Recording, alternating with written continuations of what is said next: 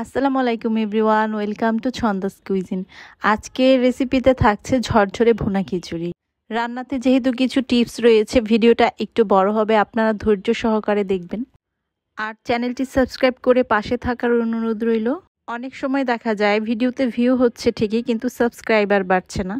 কথা না বাড়িয়ে আমি রান্নার প্রসেসে চলে যাচ্ছি। এখানে আমি 1.5 কাপ পরিমাণ মুগ ডাল নিয়েছি। এই যে দেখতে পাচ্ছেন, মেজারমেন্ট কাপের 1 কাপ আর হচ্ছে হাফ কাপ, টোটাল হয়েছে এখানে 1.5 কাপ। আমি শুধু মুগ ডাল দিয়েই রান্নাটা করব। আপনারা যদি মসুর ডাল নিয়ে থাকেন তাহলে 1 কাপ পরিমাণ মুগ ডাল নেবেন আর হাফ কাপ পরিমাণ মসুর ডাল ব্যবহার করবেন। ভুনা খিচুড়ির জন্য আমি এখানে নিয়েছি মেজারমেন্ট কাপের 3 কাপ পরিমাণ চিনি গুঁড়া চাল। অনেক সময় দেখা যায় চাল ডালের মাপটা নিয়ে কিছুটা সমস্যা হয়, তো সমস্যার কিছুই নেই। এখানে যা চাল নেবেন আপনারা তার অর্ধেক ডাল নেবেন। আমি এখানে 3 কাপ পরিমাণ চাল নিয়েছি আর হচ্ছে ডাল নিয়েছি টোটাল 1.5 কাপ পরিমাণ। আর ডালের পরিমাণ যদি আর একটু বাড়িয়ে দিতে চান তাহলে দিতে পারেন। এখন আমি কুকিং প্রসেসে চলে যাচ্ছি। ডাল আমি শুরুতেই ভেজে নিচ্ছি প্যানে দিয়ে অনবরত নেড়ে মুগ ডাল ভাজতে হবে এবং খেয়াল রাখতে হবে ডাল যেন পুড়ে না যায়। অনবরত নেড়ে সমানভাবে ডাল ভেজে নিতে হবে। ডাল ভাজা হলে আপনারা নিজেরাই বুঝতে পারবেন ডাল থেকে খুব সুন্দর একটা সুঘ্রাণ বেরোবে এবং ডালের রং পরিবর্তন হয়ে যাবে। দেখতে পাচ্ছেন ডালের রংটা কিন্তু পরিবর্তন হয়ে গিয়েছে। তো আমার ভাজা এখন কমপ্লিট। ভাজার পর গরম গরম ডালটাকে আমি পানিতে ভিজিয়ে নিয়েছি। পানিতে আমি ভিজিয়ে রাখবো ডালটা 15 থেকে 20 মিনিটের মতো। তারপর সুগন্ধি চিনি গুঁড়া চাল এবং ডাল ভালোভাবে ধুয়ে পরিষ্কার করে পানি ঝরিয়ে নিয়েছি একটি স্ট্রেইনারে। এখন প্যানে দিয়ে দিচ্ছি হাফ কাপ পরিমাণ সয়াবিন তেল। দেওয়ার পর দিচ্ছি 2টি তেজপাতা, 4 টুকরো দারচিনি এবং 7 থেকে 8টি এলাচ, 5 থেকে 6টি লবঙ্গ, প্রায় 10টির মতো কালো গোলমরিচ। গোটা মশলাগুলো তেলে ভেজে নিচ্ছি। যখন সুন্দর একটা ঘ্রাণ ছড়াবে তখন প্যানে দিয়ে দিচ্ছি 2 চা চামচ পরিমাণ খাঁটি গাওয়া ঘি। ঘি দেওয়ার কারণে খিচুড়িটা ঝরঝরে হবে। ঘি দেওয়ার পর এখানে আমি দিয়ে দিচ্ছি হাফ কাপ পরিমাণ পেঁয়াজ কুচি। পেঁয়াজ কুচি দিয়ে কিছুক্ষণ ভেজে নিব। খুব বেশি ভাজবো না, লাল করব না। হালকা ভাজা ভাজা হয়ে গেলে এখানে আমি দিয়ে দিচ্ছি 1.5 টেবিল চামচ পরিমাণ রসুন বাটা এবং 2 টেবিল চামচ পরিমাণ আদা বাটা। দেওয়ার পর কিছুক্ষণ ভেজে নিতে হবে যেন মশলার যে কাঁচা গন্ধ সেটা না থাকে। মশলার কাঁচা ভাবটা চলে গেলেই এখানে আমি দিয়ে দিচ্ছি 1 চা চামচ পরিমাণ হলুদ গুঁড়ো, 1 চা চামচ পরিমাণ মরিচ গুঁড়ো, 1 চা চামচ পরিমাণ ধনিয়া গুঁড়ো, 1 চা চামচ পরিমাণ জিরা গুঁড়ো।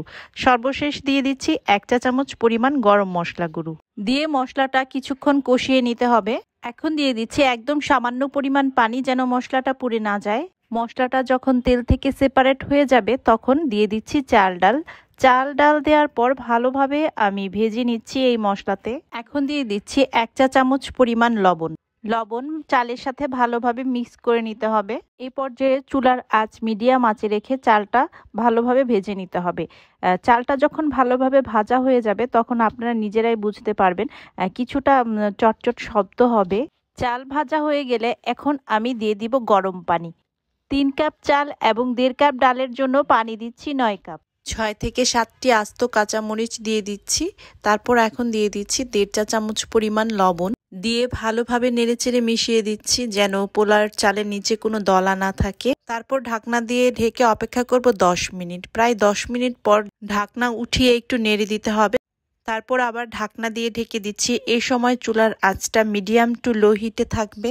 এর মধ্যে আমি আর ঢাকনা উঠাবো না।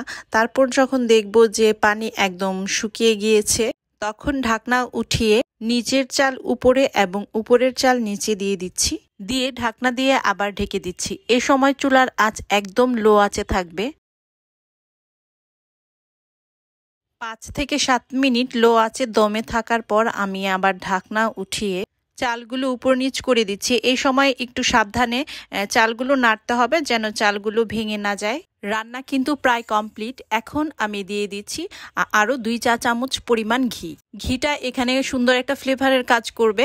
ঘি দেওয়ার পর ঢাকনা দিয়ে ঢেকে দমে রেখে দিব প্রায় 5 মিনিট। 5 মিনিট পর কিন্তু খিচুড়িটা পুরোপুরি রেডি হয়ে যাবে। নিচে যে ভেজা ভাবটা থাকবে সেটাও একদম শুকিয়ে ঝরঝরে হয়ে যাবে। আমি পরিবেশন করে দেখাচ্ছি আপনাদের। দেখতে পাচ্ছেন খিচুড়িটা কিন্তু অনেক ঝরঝরে হয়েছে। চাল এবং ডালটা একদম পারফেক্টভাবে সিদ্ধ হয়েছে। আমি কিছু পেঁয়াজ বেরেস্তা দিয়ে খিচুড়িটা পরিবেশন করছি। আমি একটু হাতে নিয়ে দেখিয়ে দিচ্ছি খিচুড়িটা কতটা পারফেক্ট হয়েছে। দেখুন চাল এবং ডাল খুব সুন্দরভাবে সিদ্ধ হয়ে গিয়েছে। হাতে চাপ দেওয়ার সাথে সাথেই কিন্তু চাল এবং ডালটা গলে যাচ্ছে।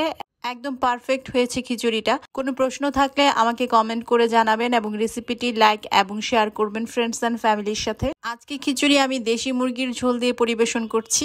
সবাই ভালো থাকবেন, আমার এবং আমার পরিবারের জন্য দোয়া করবেন। আল্লাহ হাফেজ।